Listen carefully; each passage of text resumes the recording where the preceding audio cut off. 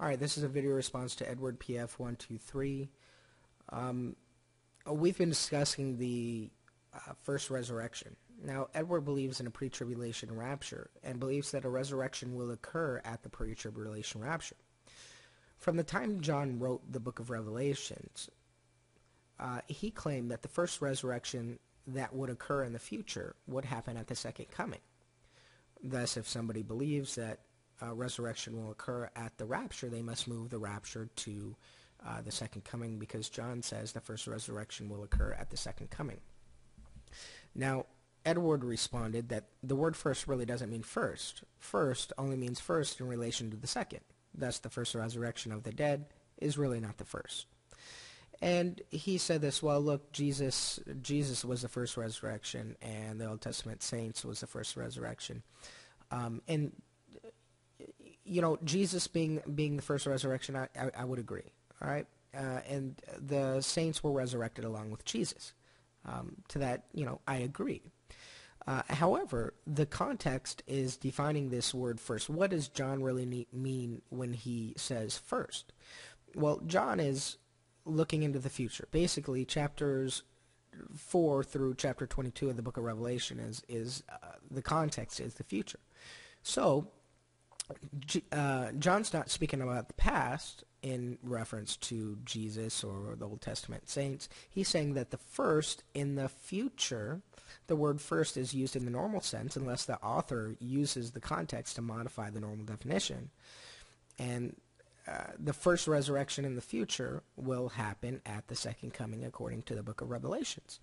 Now, John doesn't disregard the resurrection of Jesus. He speaks of it in Revelation chapter 1, verse 5. Jesus' resurrection was a separate prophecy in Scripture. The Old Testament saints were resurrected at the time of Jesus' resurrection. And that I would define as the resurrection of first fruit. Now, Edward then said that the first resurrection actually occurs in different parts, in different times.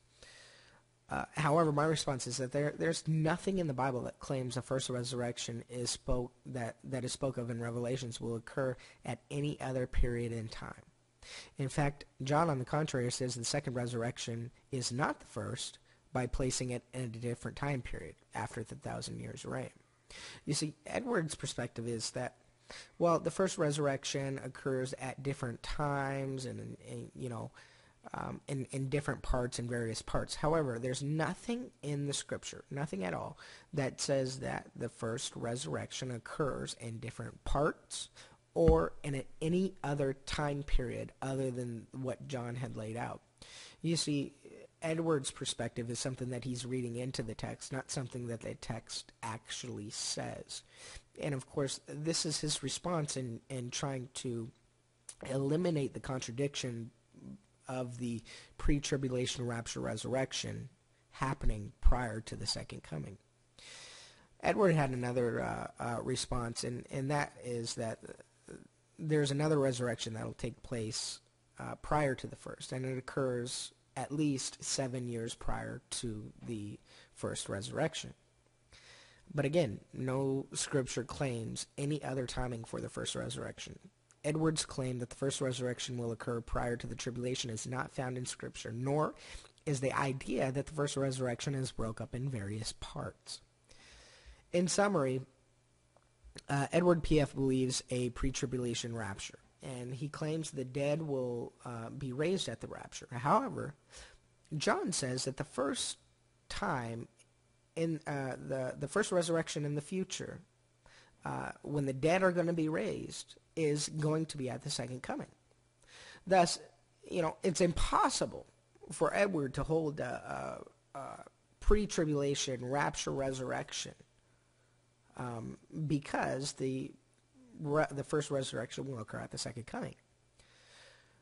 Basically, all the attempts that Edward has made to hold a consistent resurrection doctrine and hold a pre-tribulation rapture doctrine has has failed, and the reason is because it's not, all his response is not coming from Scripture. That's not to say that his attempt is not highly commendable. I believe his attempt is very highly commendable. However, my concern is that, every attempt in trying to reconcile the contradiction has caused Edward to read into the Scripture. He does not use the Scripture as a basis for his interpretation, but he reads into it his own definitions, his own timing periods. And there's nothing in the Bible that claims in the future the first resurrection will occur at any other time than what John says in the book of Revelation. So no matter how you look at it, if you're not coming from the Scripture and defending your doctrine, you're believing something that doesn't come from the Scriptures. If you believe in a pre-tribulation rapture, show me in the Scriptures where it says the rapture is going to happen pre-tribulation. The fact of the matter is there is no Scripture that says the rapture is going to happen pre-tribulation. That's something that people read into the text. Well, the text says that we're not made for wrath, so we can't be here during the tribulation. Well, the fact of the matter is, okay, we're not made for it. We're children of God. We're not made for his eternal wrath.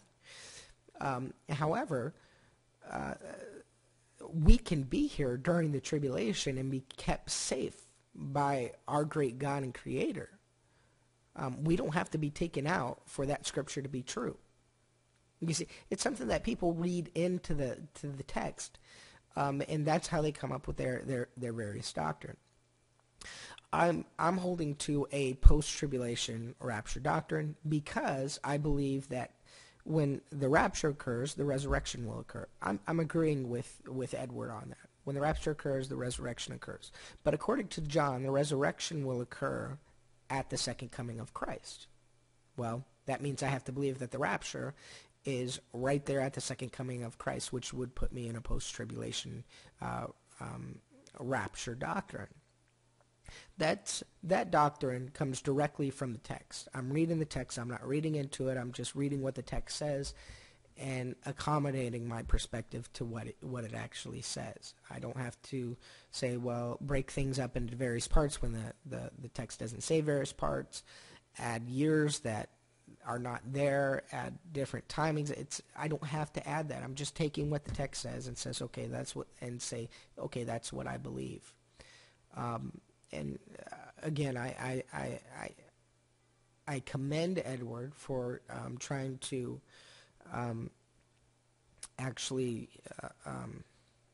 bring together the contradiction and make it a non-contradiction, because the pre-tribulation rapture doctrine and what John says in the book of Revelation are in contradiction. So I highly commend the fact that he's trying to reconcile that. However, in the reconciling process, one needs to stay in the text, stay in the Scriptures, and not read into the text something that is not there. So that's just my response. I just wanted to address some of those things that he brought up. My response is what I want people to see from these responses is not the responses themselves, because responses are many. But the